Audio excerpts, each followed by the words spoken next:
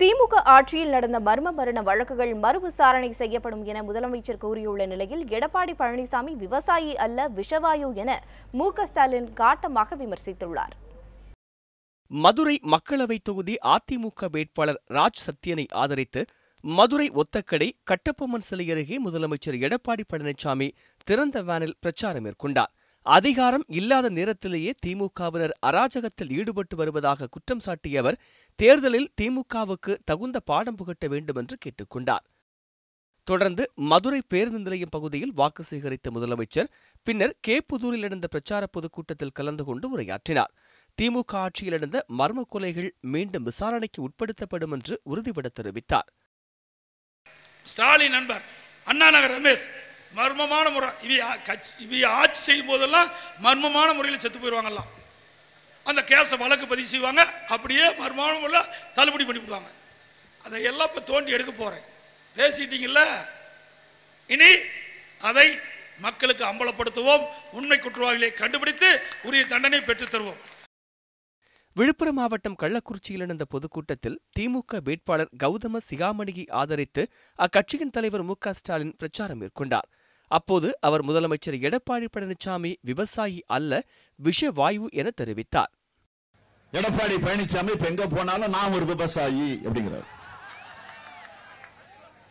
இந்த விவசாயி நாட்டை ஆள்வது ஸ்டாலினுக்கு பிடிக்கல.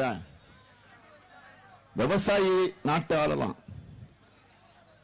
அப்படி விவசாயி நாட்டை ஆளுகிறப்போ ஸ்டாலின் மனப்பூர்வமாக அதை வரவேற்பான், அதை ஆதரிப்பான். ஆனால் விஷவாயு இந்த நாட்டை ஆளக்கூடாது. தமிழகத்தில் நடப்பது உதவாக்கரை ஆட்சி என்று விமர்சித்த மு.க. ஸ்டாலின் அதிமுக அரசுக்கு மக்கள் மீது அக்கறையே இல்லை என்று குற்றம் சாட்டினார்.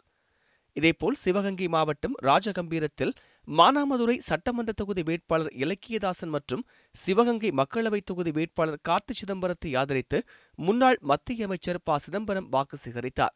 அப்போது பேசிய அவர் இபிஎஸ் ஓபிஎஸ் இருவரும் பார்ட்னர்ஷிப் ஆட்சி நடத்துவதாக குற்றம் சாட்டினார். முயலுக்கு 3 கால் என்று முரண்டு பிடிப்பவர் பிரதமர் மோடி என்றும் விமர்சித்தார். இதுவரை இந்திய மக்கள் முன்னால் வந்து ஐயா நான் தவறு செய்துவிட்டேன் மன்னித்துக் கொள்ளுங்கள் சொல்லியிருக்கிறார்.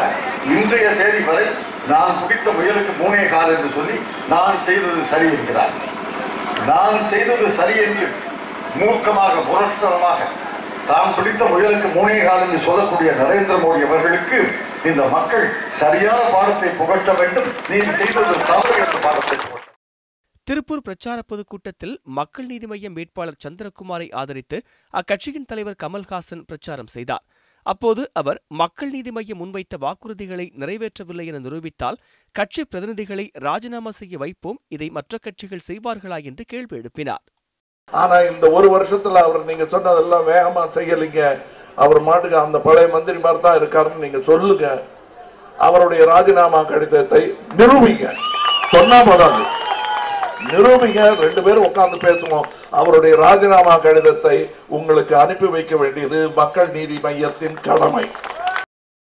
கூட்டத்தில் விசிலடித்த தொண்டரை கடிந்து கொண்ட கமல்ஹாசன் விசிலடித்தால் நிறைவேறாது, களப்பணி செய்தால் மட்டுமே நிறைவேறும் என்று அறிவுறுத்தினார். செய்திப்பிரிவு நியூஸ் 7 தமிழ்.